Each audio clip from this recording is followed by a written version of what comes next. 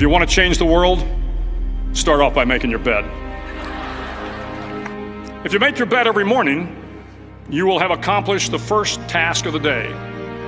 It will give you a small sense of pride, and it will encourage you to do another task, and another, and another. And by the end of the day, that one task completed will have turned into many tasks completed. Making your bed will also reinforce the fact that the little things in life matter. If you can't do the little things right, you'll never be able to do the big things right. And if by chance you have a miserable day, you will come home to a bed that is made, that you made. And a made bed gives you encouragement that tomorrow will be better. To pass SEAL training, there are a series of long swims that must be completed. One is the night swim. Before the swim, the instructors joyfully brief the students on all the species of sharks that inhabit the waters off San Clemente. They assure you, however, that no student has ever been eaten by a shark, at least not that they can remember. But you are also taught that if a shark begins to circle your position, stand your ground. Do not swim away. Do not act afraid. And if the shark, hungry for a midnight snack, darts towards you, then summons up all your strength and punch him in the snout, and he will turn and swim away. There are a lot of sharks in the world. If you hope to complete the swim, you will have to deal with them. So if you want to change the world, don't back down from the sharks. Over a few weeks of difficult training, my SEAL class, which started with 150 men, was down to just 42. There were now 6 boat crews of 7 men each. I was in the boat with the tall guys, but the best boat crew we had was made up of the little guys, the Munchkin crew, we called them. No one was over 5'5". The Munchkin boat crew had 1 American Indian, 1 African American, 1 Polish American, 1 Greek American, 1 Italian American, and 2 tough kids from the Midwest.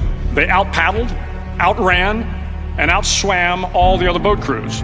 The big men in the other boat crews would always make good-natured fun of the tiny little flippers the Munchkins put on their tiny little feet prior to every swim.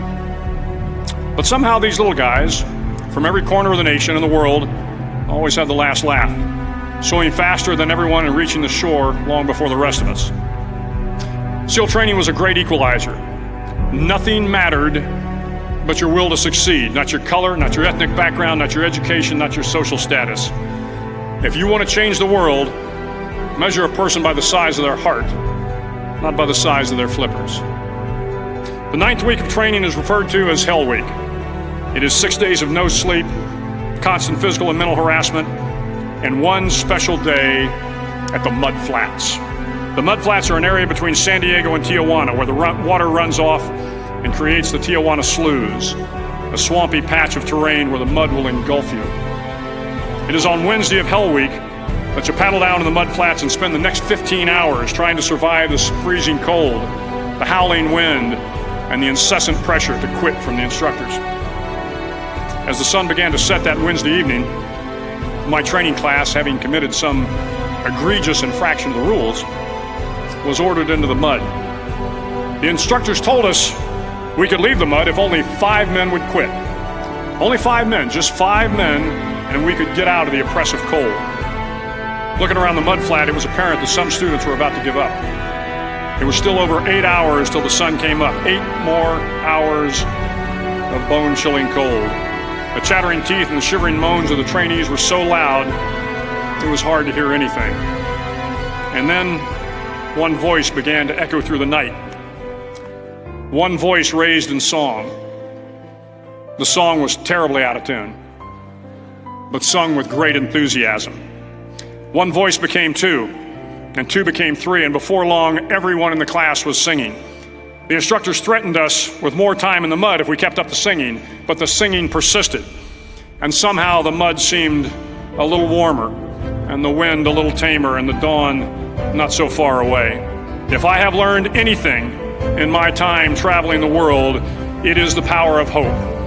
The power of one person, a Washington, a Lincoln, King, Mandela, and even a young girl from Pakistan, Malala. One person can change the world by giving people hope. So if you want to change the world, start each day with a task completed. Find someone to help you through life. Respect everyone. Know that life is not fair and that you will fail often. But if you take some risks, step up when the times are the toughest, face down the bullies, lift up the downtrodden, and never, ever give up. If you do these things, the next generation and the generations that follow will live in a world far better than the one we have today. And what started here will indeed have changed the world for the better.